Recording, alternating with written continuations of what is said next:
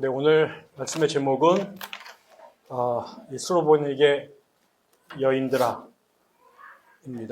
네, 오늘 우리가 이제 세번역으로 읽는 번역에는 시로페니키아라고 원래 의미 훨씬 더 가깝게 되어 있었는데 옛날 성경에는 수로보니게 이렇게 써 있습니다. 저도 이렇게 해서 구습이 남아서 수로보니게라고 했는데 이거는 좀 더 말하면 시리아 페니키아 를 합친 거죠. 그래서 시리아 페니키아 지역은 우리가 예수님께서 예수님께서 가신 곳이 두로라고 하는 곳인데 갈릴리에서 위로 조금 올라가면 시리아 지역, 그 시리아 지역이 예전에 오랫동안 그 시리아가 되게 넓은데 그 시리아 지역의 그 두로 지역을 예전에는 페니키아라고 불렀습니다.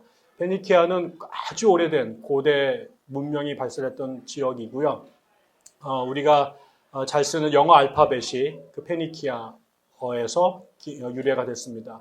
그리고 고대에 굉장히 그 상업 활동을 열심히 했던 곳으로 그 지중해 연안 해상 무역에 제일 먼저 개발이 됐고 그 페니키아가 세웠던 수많은 식민지들이 고대 그리스 문명에 아주 중요한 영향을 미치고 스페인도 페니키아가 문명을 전해줬던 걸로 기억이 됩니다. 그 지역입니다. 아주 오래됐고 굉장히 중요한 상업 도시고 아주 번성한 그런 곳이 두로, 그다음에 시돈 이런 쪽입니다. 거기에 이제 사는 여인이고 오늘은 이제 주께서 그쪽으로 올라가셔서 이 여인을 만나서 생긴 이야기가 나오는 이야기입니다.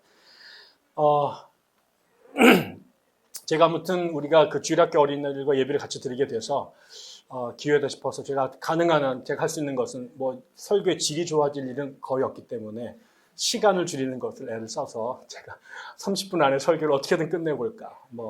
지금부터 궁극적 관심은 30분 안에 설교를 제대로 끝내느냐.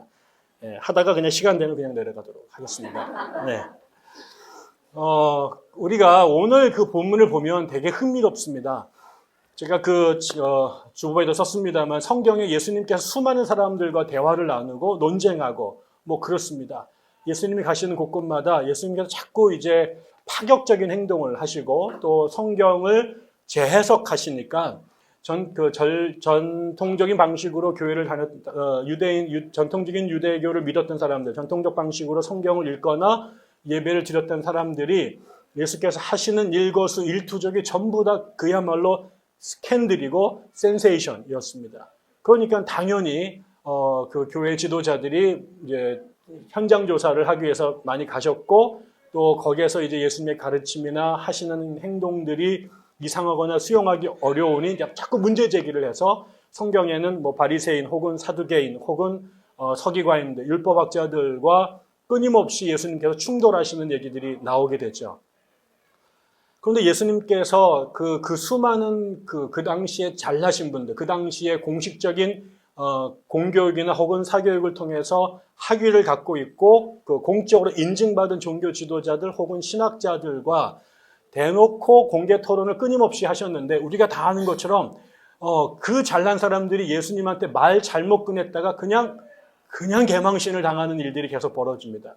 그러니까 세상을 바라보는 또 성경을 읽는 관점 자체가 워낙 차이가 나니 그 사람들이 문자로 그 책을 읽어가지고 혹은 하던 대로 익혀서 테크니컬하게 성경을 해석하거나 주장하던 사람들, 문자적으로 학문적으로 연구하던 사람하고 그 성경의 궁극적 진리를 깨달은 그 진리 자체이신 분하고 사실은 이게 논쟁의 대상이 안 되는데 아무튼 성경에 나와 있는 수많은 논쟁이나 대화들 속에서 예수님께서 밀리신 경험이 없어요. 그렇죠? 그리고 몇 마디 하지도 않고 아주 그냥 그 아킬레스 건들을 툭툭 건드리시면서 예수님 앞에 예수님을 넘어뜨리려고 왔던 학자들이 사람들 앞에서 공개적으로 망신을 당하는 일들이 계속 벌어졌습니다. 그래서 예수님께서 워낙 말씀을 잘 하시고 또 논리적으로 또 굉장히 통찰력 있게 잘 얘기를 하시고 사람들이 거기에 말을 어떻게 대기가 어렵고 반박하기가 어려우니 그런 주님의 모습을 본 사람들이 뭐라고 주님의 말씀의 스타일을 혹은 특징 지었냐면 저분의 말씀은 권세가 있다 이렇게 얘기했습니다. 그 얘기 뭐냐면 다른 사람들은 권세가 없다라는 얘기죠. 말을 하는데 힘이나 무게나 영향력이 근거가 딸리는데 그냥 주님은 한마디로 셋이다. 말씀이 셋이다. 안 밀린다. 천하무적이다. 뭐 이런 표현을 주께서는 그의 말씀에 권세가 있다. 이렇게 표현을 했습니다. 그런데 제가 아무리 생각을 해봐도 성경책에 대한 그 신약 성경의 예수님의 스토리, 그 일생을 쭉 점검하더라도 예수님께서 누군가 이렇게 말씀을 나누다가 적어도 표면적으로 밀렸다. 더 내 표현으로 하면은 깨졌다. 이런 장면이 없는데 유일하게 그렇게 보이는 장면이 오늘 이 수로보니게 여인과의 대화입니다. 예수님께서 처음에 굉장히 강하게 그 đặc 공을 하셨습니다. 나는 내 자식들한테 먼저 먹여야 되지 개돼지한테 내 자식의 음식을 나눠줄 수 없다. 뭐 이러면서 지금 이 수로보니게 여인이 그리스인이라고 분명히 밝혔거든요. 유대인이 아니에요. 내가 왜 이방인들한테 내가 은혜를 줘야 돼? 내가 왜 이방인 자식까지 내가 고쳐줘야 돼? 내 새끼들 먹이기도 바빠. 이러면서 그 여인을 그냥 이방인 정도가 아니라 그냥 개로 얘기를 해버리면서 그렇게 모멸적이고 정말 평생 씻을 수 없을 만한 상처가 될 만한 말씀을 막 하셨습니다. 그런데 이 여인이 가만히 듣고 있다가 그냥 가만히 이렇게 찌그러져 있는 게 아니라 이제 이분이 반격을 했는데 그 반격이 예수님께서 당신이 하신 말씀을 취소하시고 그래 네 말이 맞다. 내가 틀렸다. 내가 네 딸 고쳐줄게. 이렇게 돼버린 거거든요. 제 기억에 성경의 다른 곳에서 이런 모습은 나타난 적은 없어요. 사람들이 전부 다 말도 안 되는 얘기를 꺼냈고 또 아니면 전통적으로 믿었던 교리들을 밀고 와서 예수를 수렁에 넣으려고 했을 때 우리가 잘 아는 것처럼 가늠하다 만난 여인을 끌고 와서 이 여자 죽여야 됩니까? 살려야 됩니까?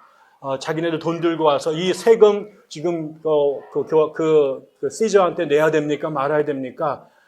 이거 정말 이게 마치 셰익스피어의 그 베니스 상인에 나오는 것처럼 빌린 사람에게 그 돈을 갚으면서 몸에 피 한 방울 내지 않고 살 도려가라 라고 요구하는 수수께끼만큼 대단히 어려운 것들인데 그런 것들만 착 뽑아와가지고 예수님을 이렇게 공격했을 때도 정말 어떻게 여기서 예수가 빠져나갈까 싶은데 주께서 그 질문한 사람들을 무참하게 만드시는 문제 자체를 재구성해버리는 이러면서 예수님께서 벗어나셨는데 오늘 이야기는 예수님께서 빠져나가지를 못했습니다. 그리고 결국은 내가 했던 말 취소할게. 내가 잘못했어. 내가 네 딸도 고쳐줘야지 라는 식으로 이 얘기가 진행이 된 거예요. 저는 이 본문이 참으로 그런 면에서 독특하다. 그러면 왜 이 본문을 마가가 썼을까? 우리 예수님이 너 사람이시네. 더 센 사람 만나니까는 무참하게 공개적으로 개망신 당하셨네. 우리 예수님이 가졌던 모든 그 경기에서 유일하게 패배했던 그 사건, 이거 기록해야지. 특이하니까. 이래서 썼을까? 아니면은, 누구 말대로 아주 가부장적인, 그 다음에 전통적인 유대교의 문화와 사상에 쩌들었던, 아무리 예수님께서 훌륭하시지만 유대인으로 남자로 그 시대에 태어났을 때 어쩔 수 없이 그 사회 사람들이 가졌던 문화적, 사회적 한계, 되게 여자들을 존중한 것 같지만 여자들을 결국 남자와 여자를 구별하시고 되게 보편적이고 관용적이고 그러신 분 같지만 결국 유대 민족주의의 한계를 넘어서지 못했던 예수님이 아주 센 대상을 만나서 망신을 당하면서 그야말로 우리가 이 성장통을 겪으시면서 예수님께서 생각이 넓어지시고 관용적이시고 성숙하는 그런 것을 목적으로 썼을까? 이것도 아닐 것 같아요. 결국 우리가 잘 읽어보면 예수님께서 그 여인에게 그렇게 막말을 하셨던 것 모르셨기 때문에 원래 예수가 그런 사람이었기 때문이 아니죠. 제가 볼 땐 이거는 굉장히 중요한 유도신문인 것 같아요. 예수님은 그 여인이 그렇게 이야기하기를 아셨을 것이고 그런 이야기를 하기에 하셨던 것 같아요. 그리고 그 사건을 통해서 예수가 가졌던 생각, 당신이 본래 가졌던 생각을 더 강하고 레디컬하게 사람들한테 보여주셨다라고 생각이 듭니다. 그 이야기를 전하기 위해서 이분이 세팅을 지금 수로보니게 여인의 입을 통해서 그 여인의 이야기에 진리가 있고 자기는 유대 전통사회의 남자들의 입장을 대변하게 하시면서 결국은 수로보니게 여인의 입장이 맞는 건데 내가 상징했던 이스라엘 사람들의 모습이 잘못된 건데 결국은 예수님께서 그 여인을 받아들이는 역할들을 저는 했다고 생각을 해요. 그리고 결국은 예수님께서 그 여인이 그렇게 얘기를 했을 때, 자기가 그렇게 저주성 모욕을 주는 말을 했을 때 거기에 그냥 밀려서 그냥 돌아가지 않고 거기에 강력하게 예수께 반박을 하는 그 여인의 모습을 봤을 때 예수께서 빙고 이거야. 그리고 나서 예수께서 병을 고쳐주셨다고 저는 생각을 합니다. 저는 그런 면에서, 하지만 이거를 우리가 좀 더 그 이야기를 조금 더 리얼하게 이야기하기 위해서 여인과 예수님의 대화를 여인의 입장에서 조금 한번 생각을 해보면 주께서 오늘 이 본문을 통해 무슨 말씀을 하시고 싶은가가 조금 더 명확하게 드러나지 않을까 싶습니다. 첫째는 이 여인을 한번 보십시다. 이 수로보니게 여인이라고 하는 사람은 적어도 그 당대에 사람으로 살았지만 정상적인 혹은 평범한 혹은 일반적인 사람으로 대우받지 못할 수밖에 없었던 세 가지의 치명적인 한계를 갖고 있는 사람입니다. 제가 공부할 때 미국에서 그 논문을 한 편 읽은 적이 있는데요. 그 당시에 그 미국에서 같은 사람이지만 같은 사람으로 대접받지 못하는 그런 그 존재가 누구냐? 뭐 이거에 대해서 이제 누가 글을 썼는데 그게 누구였냐면 흑인 여성 가난한 흑인 여성. 이게 미국 사회에서 가장 천대맞는 삼중에 이 그 쇠사슬에 묶인 사람이다.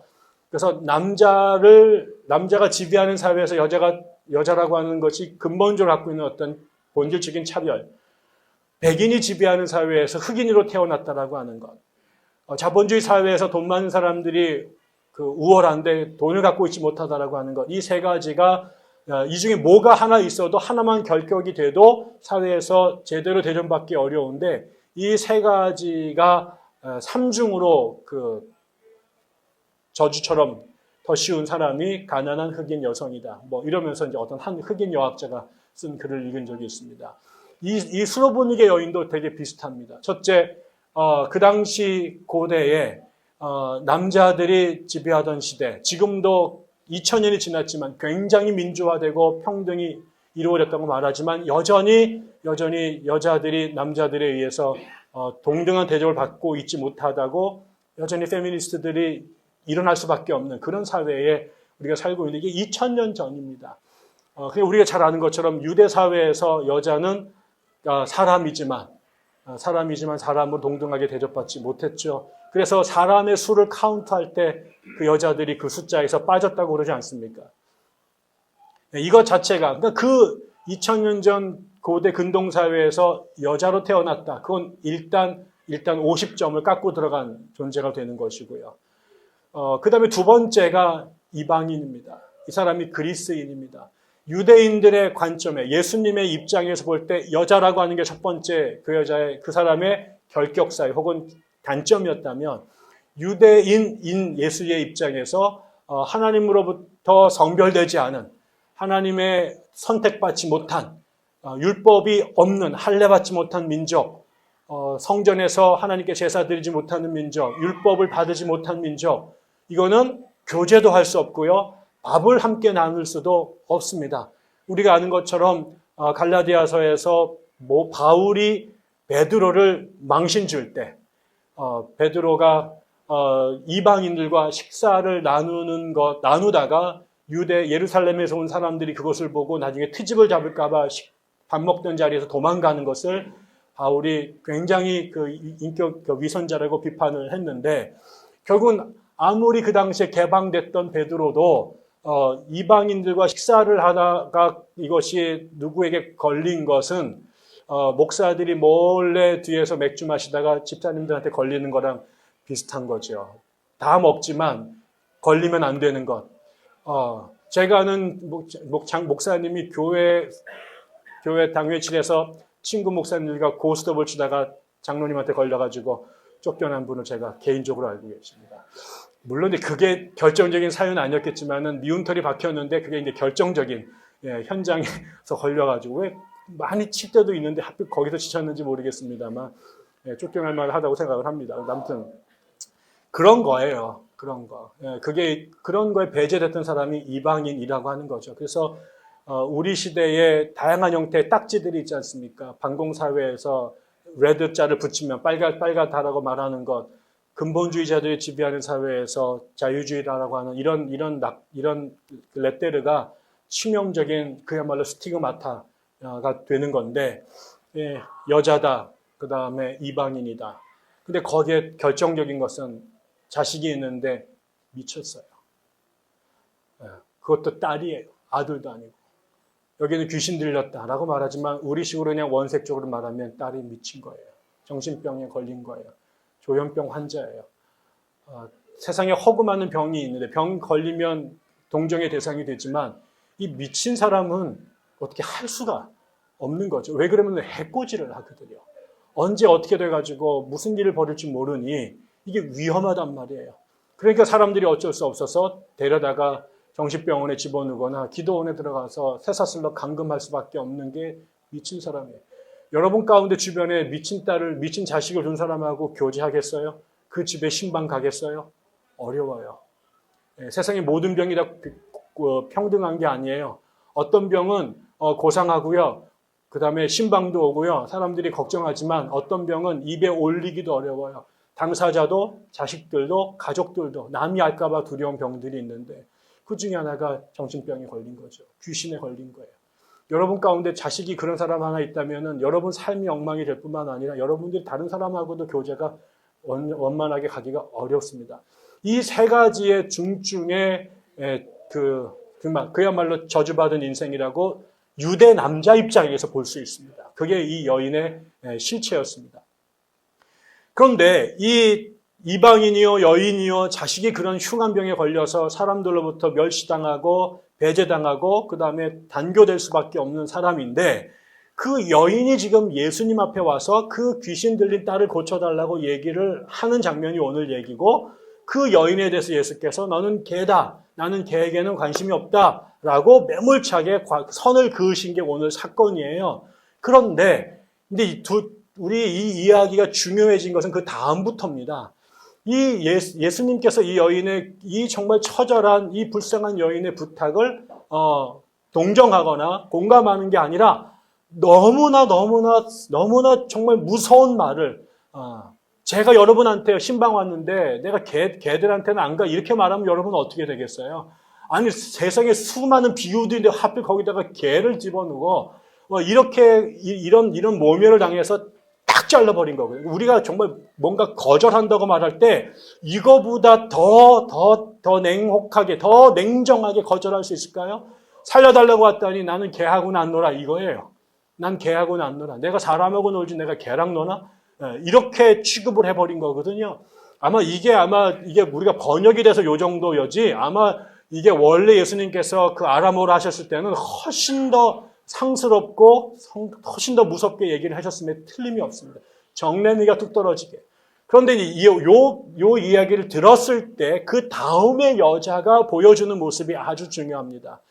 다시 이 여인의 반응을 우리가 볼 수 있어요. 첫 번째는 너는 개야 라고 주께서 말씀하셨습니다. 근데 여기에 대해서 여인이 웃기지만 내가 어떻게 개야? 네 정말 한번 해보자는 거 이러고 나가지고 네가 죽나 내가 이렇게 나오시지 않았어요. 이 여인이 첫 번째 맞습니다. 당신이 말하는데 나는 개입니다. 라고 인정합니다. 이거 굉장히 어려운 일이죠. 첫 번째 내가 개라고 하는 걸 인정해요. 두 번째 그런데 개라고 인정하기 때문에 나는 그냥 개처럼 살아야 돼. 내가 이 사람하고 같이 어울리면 안 돼. 그냥 개는 그냥 개 집에나 들어가 있어야 돼. 라고 깨갱깽하고 물러나지 않아요. 첫째, 내가 누군지 저 사람이 말하는 거 받아들여요. 그래, 네가 말하는 내가 개다. 두 번째. 그렇지만 비록 개가 주인과 같은 상에서 밥을 먹을 수는 없는 거 나도 안다. 그것까지 내가 바라진 않는다. 그러나 개도 주인이 먹다 흘린 땅바닥에 떨어진 부스러기는 먹을 수 있다라고 이제 깨닫게 되는 거죠. 이 사람이 나를 너는 개야 그래서 쳐내려고 했을 때 거기까지는 자기가 동의를 해요. 그러나 내가 비록 개만도 못한 혹은 개 같은 존재이라고 할지라도 그 개에게도 허락된 최소한의 특권과 권리와 인권이 있다는 거예요. 내가 비록 주인과 똑같지는 못하고 그 주인의 것을 먹을 수는 없어도 주인이 먹다 땅에 떨어진 부스러기, 이거는 내 거라는 거예요. 이것까지 뺏어가면 안 된다는, 이것까지 거절당해서는 안 된다는 거를 이 사람이 안 거예요. 세 번째, 알았을 뿐만 아니라 이제 이것을 입을 열어 예수께 말을 합니다. 선생님, 내가 개 맞는데 개보다 더 못한 취급 받을 수도 있는데요. 그렇지만 이 부스러기는 내 거 아니요. 이것까지 나를 무시해서 쫓아내면 안 되는 거 아니요. 이거는 내 거요. 그러니 내 딸이 개만도 못한 존재의 부스러기 같은 존재인데 거기에 당신 자식들한테 주는 좋은 거 다 주시고 나머지 찌꺼기 주는 셈 치고 내 딸도 이 이방인의 저주받은 여자의 요 자식놈도 살려주셔야 되지 않겠습니까? 라고 입을 열어 말을 하는 거예요. 이거는 이 땅 위에 살아가는 수많은 언더독들, 그야말로 땅 아래에 있는 개 같은 존재들, 누군가의 눈에는 개처럼 보이는 존재들, 그래서 감히 우리 주변에 어슬렁거려서는 안 된다라고 온갖 폭언과 이념과 폭력에 의해서 배제된 사람들, 그래서 말 한마디 못하고 쫓겨나서 정말 땅에서 개처럼 살아가야 되는 수많은 사람들, 그 사람들이 그 삶을 살아가는 수많은 이유들 중에 하나는 뭐냐면 내가 땅에 떨어진 부스러기는 먹을 자격이 있다는 것을 잊어버리는 거예요. 저들이 개라고 말하니까 내가 개인 줄 알고 정말 개처럼 살아가는 것으로 만족하는 거예요. 그를 개라고 규정하는 사람들은 수많은 이데올로기와 수많은 교육과 수많은 압력 장치를 통해서 그들이 그 자리에 머물도록 규정해버립니다. 그리고 못 나오게 막아버립니다. 그리고 절대로 의식화되지 못하도록 짓눌러버리죠. 그 사람들이 제일 무서워하는 것은 바로 뭐냐면 내가 개지만 개에게도 부스러기를 먹을 자격과 특권이 남아있다라는 것을 기억하지 못하도록 하는 것입니다. 그게 브레인워시라는 겁니다. 그걸 담당하는 것이 군대고 미셸 푸코의 말에 의하면 그게 군대고 학교고 병원이라는 거예요. 거기에 정하는 사람들을 전부 다 병자로 취급하고 또라이로 취급하고 범죄자로 취급해서 사회에서 쫓아내서 감옥에 쳐넣거나 정신병원에 쳐넣는 거예요. 그 교육을 학교에서, 나중에는 군대에서, 나중에는 병원에서, 나중에는 정부가 조직적으로 그렇게 한다는 거죠. 그런데 이 체제를 깨는 건 뭐냐? 이런 평생 누구는 주인의 상에서 호의호식을 해야 되고 누구는 태어나서부터 죽을 때까지 그냥 개가 돼서 땅속에 처박혀 있는 이 삶이 무한한 평행선으로 가게 되는데 이거를 누가 깨냐면 이걸 깨지는 순간이 뭐냐면 내가 비록 개지만 개에게도 부스러기를 먹을 만한 최소한의 권리가 남아있다라는 것을 기억하는 거예요. 내가 탕자가 돼서 개, 돼지 옆에서 주염나무 열매를 먹고 사는 것을 당연하다고 생각하면 걔는 평생 개, 돼지가 되는 거야. 그러나 나에게도 아버지가 있다. 내가 원래 이렇게 살던 놈이 아니다. 내 자리가 따로 있다라는 걸 기억하는 순간 이 팔자를 뜯어 고칠 수 있는 변화의 원초가 생겨나는 거죠. 이 여인의 무서운 점은 그걸 기억해낸 거예요.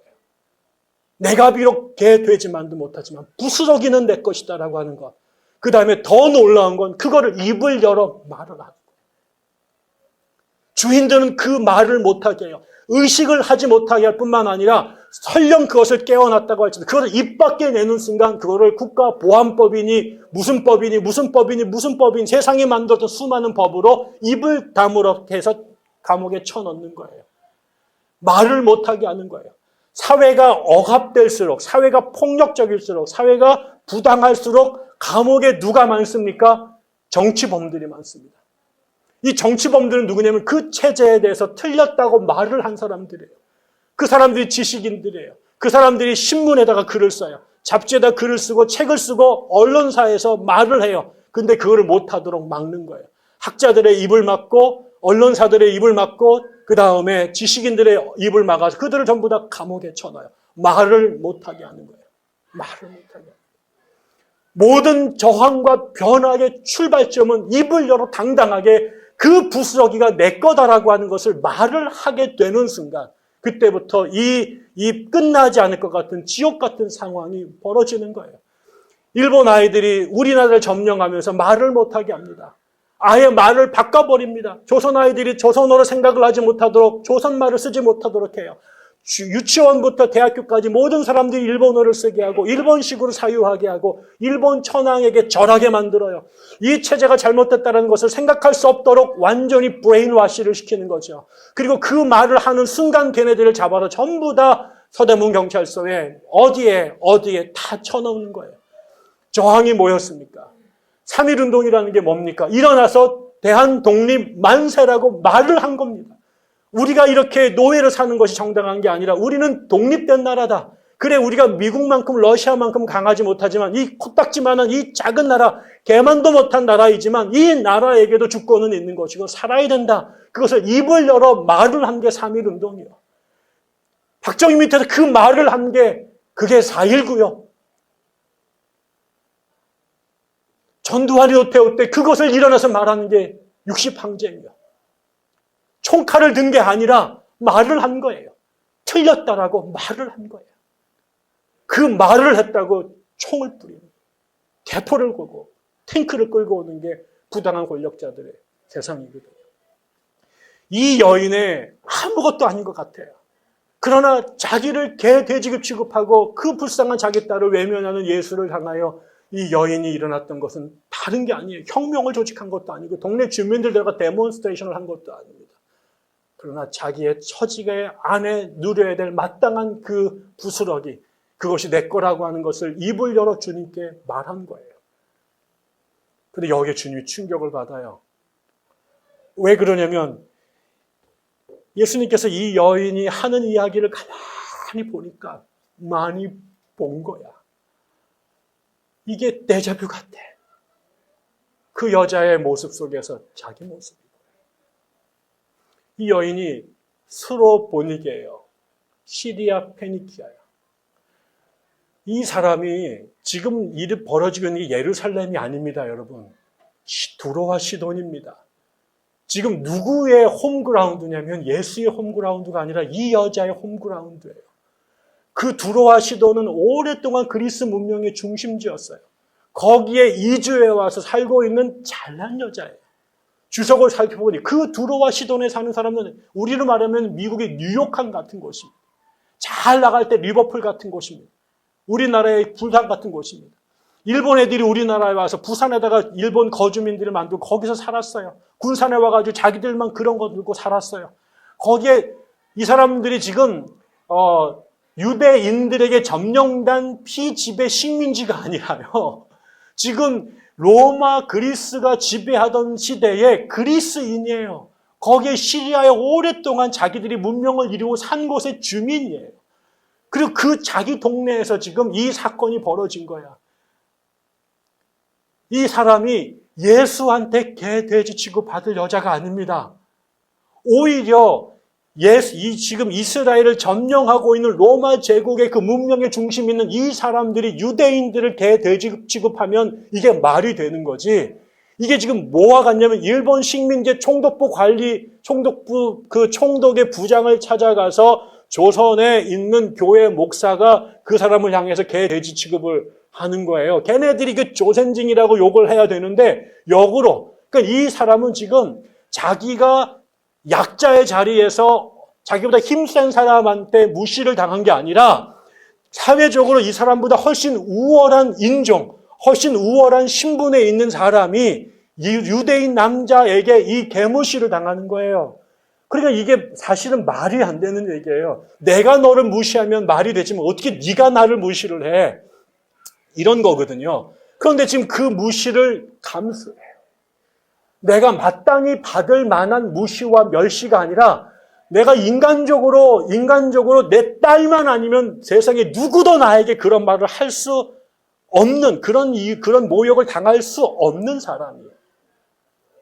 그런데 이 사람이 그 예수의 그 모멸스러운 그 욕설을 다 참아냅니다. 그리고 그 말대로 내가 돼지가 되어줍니다. 네가 말한 대로 내가 개가 될게. 개라고 말하면 내가 개가 될게. 왜요? 딸 때문에. 딸 하나를. 내게 아니야. 지금 저기 올라가자고 하는 게 아니야. 권력의 정점에 올라가자는 게 아니에요. 부자로서 최고 부자가 되는 게 아니에요.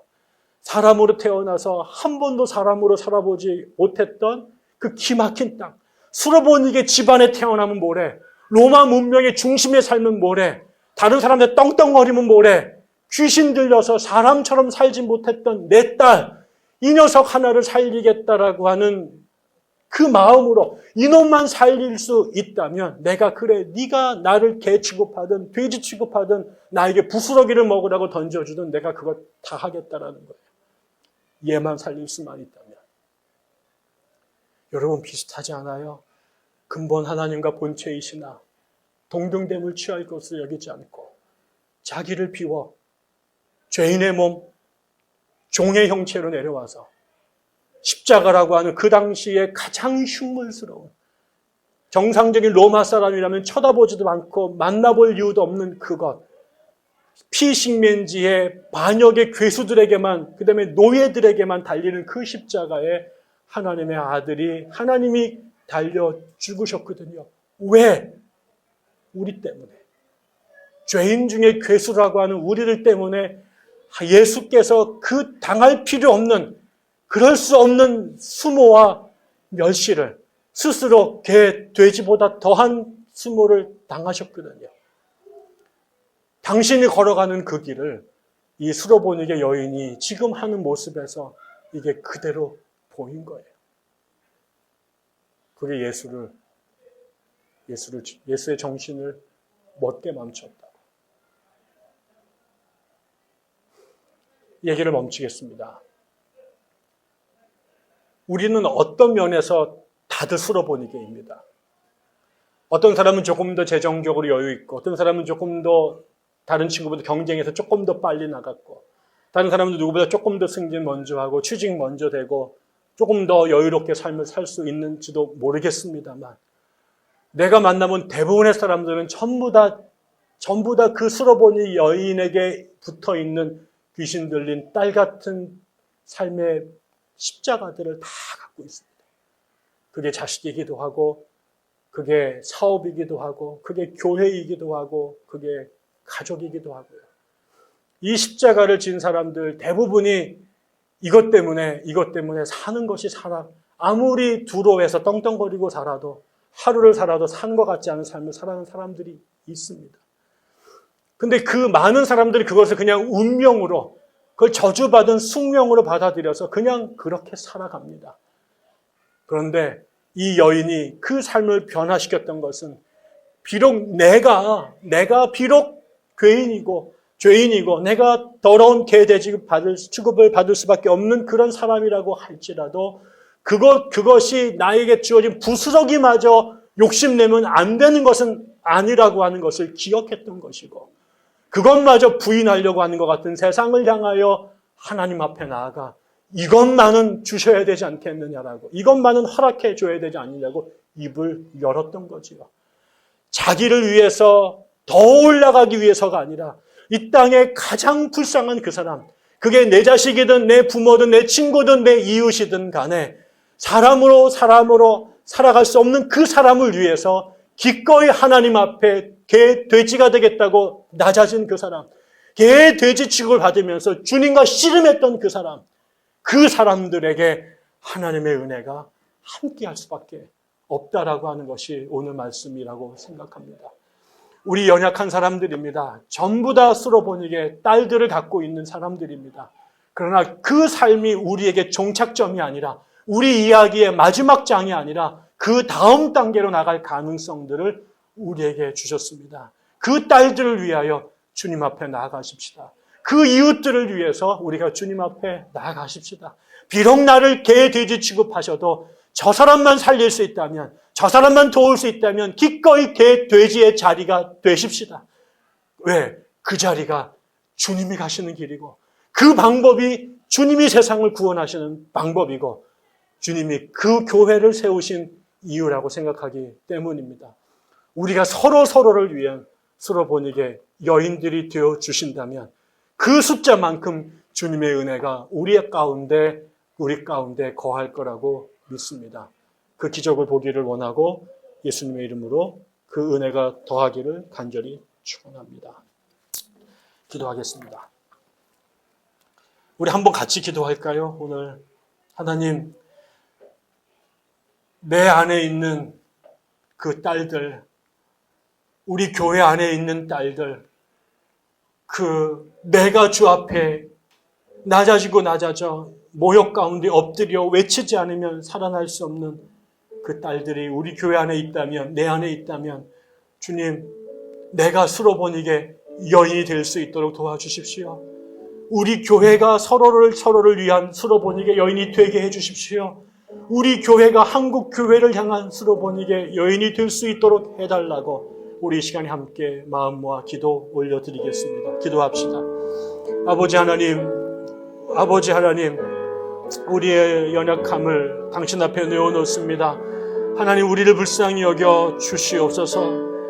우리 안에 너무나 많은 이 여인의 딸처럼 주님의 형상을 받고 태어났으나 스스로 그 삶을 견뎌낼 수 없는 사람들, 아무도 변화될 수 있을 거라고 기대하지 않는 사람들, 아무도 끝나지 않을 거라고 절망하고 있는 사람들, 내 안에 그것이 나이기도 하고 내 이웃이기도 하고 우리 교회이기도 합니다. 그러나 하나님, 이 시간에 우리가 이 여인을 바라보며 그 여인의 자리에 우리가 있게 하여 주옵소서. 하나님, 어떤 멸시와 어떤 수고와 어떤 불행이, 어떤 고통이 나를 가로막고 내 마음을 흔들지라도 그들을 살려내기 위하여, 그들이 변화된 삶을 선사하기 위하여 기꺼이 그 수모를 감당하는 내가 되게 하여 주옵소서. 우리가 되게 하시옵소서. 주님이 가셨던 그 십자가의 그 길, 우리도 함께 지고 따라갈 수 있도록 도와주십시오. 주께 모든 것 의지하며 예수님 이름으로 기도드립니다. 아멘. 우리 다 같이 일어나셔서 마지막 성령 부르신 후에 축도로 예배를 마치겠습니다.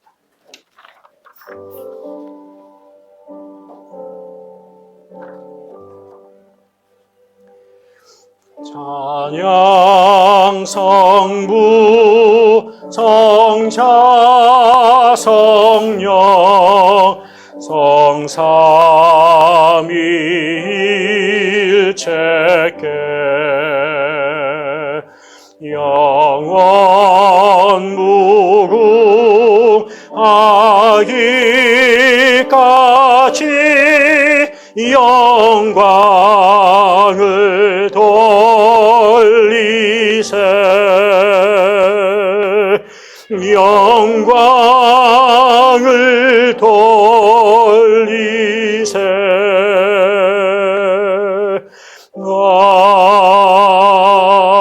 아멘. 하나님 아버지, 감사합니다. 오늘도 함께 예배할 수 있도록 저희들에게 복을 허락해 주셔서 감사합니다. 주님이 우리에게 믿음을 주시지 않으면 우리가 어찌 이 자리에 있을 수 있습니까? 우리에게 육신의 건강을 허락하지 않으셨으면 어찌 이 자리에 모일 수 있습니까? 주님, 저희에게 백향나무 교회를 선물로 주시지 않았으면 어떻게 이 자리에 예배할 수 있었겠습니까? 이 모든 것 가운데 저희가 마땅히 받아야 될 것 아무것도 없음을 압니다. 우리가 잘나서 선물로 쟁취한 것 없음을 압니다. 모든 것이 주님의 은혜요, 모든 것이 주님의 선물이요, 모든 것이 주님의 복임을 다시 한번 기억하며 감사를 드립니다. 오늘 주께 우리가 두렵고 떨리는 마음으로 예배 드렸습니다. 하나님이 받으실 만한 예배, 하나님께서 기뻐하시는 예배, 주의 영과 진리가 함께하는 예배가 되었기를 간절히 소망합니다. 예배 나오며 두려움으로 감사한 마음으로 작은 예물을 주 앞에 올려드렸사오니 여기에 하나님의 은혜가 함께하게 도와주셔서 세상에 더럽고 추한 것, 덕지덕지 묻은 돈이 하나님의 성령 안에 거룩한 제물로 변화되어 주의 나라와 이 땅에 당신의 사랑과 진리를 정하는 그 과정에 온전히 하나님의 사랑으로 하나님의 권능으로 사용되게 도와주시옵소서. 예물을 올려드린 손길마다 기억하여 주시고 저들의 눈물과 저들의 한숨과 저들의 탄식과 신음을 주님께서 들으셔서 하나님께서 저들에게 응답하여 주시기를 원합니다. 아픈 자들, 재정으로 어려운 자들, 앞길이 막혀 방황하는 자들, 사람과 온갖 이유로 절망하며 낭망하며 사는 것이 버거운 사람들에게 하나님의 긍휼과 자비와 사랑을 허락하여 주시옵소서. 무엇보다 이 교회가 하나님의 온전한 교회가 되게 하시며 이 시대 주의 마음을 흡족하게 해드리는 하나님의 온전한 교회 되게 하시옵소서. 이제는 우리 주 예수 그리스도의 은혜와 극진하신 하나님 아버지의 사랑과 성령님께서 우리와 늘 함께 하시며 위로하시며 온전하게 하시는 귀한 은혜가 이제부터 영원토록 우리와 늘 함께 하옵시기를 간절히 또 간절히 축원하옵나이다. 아멘.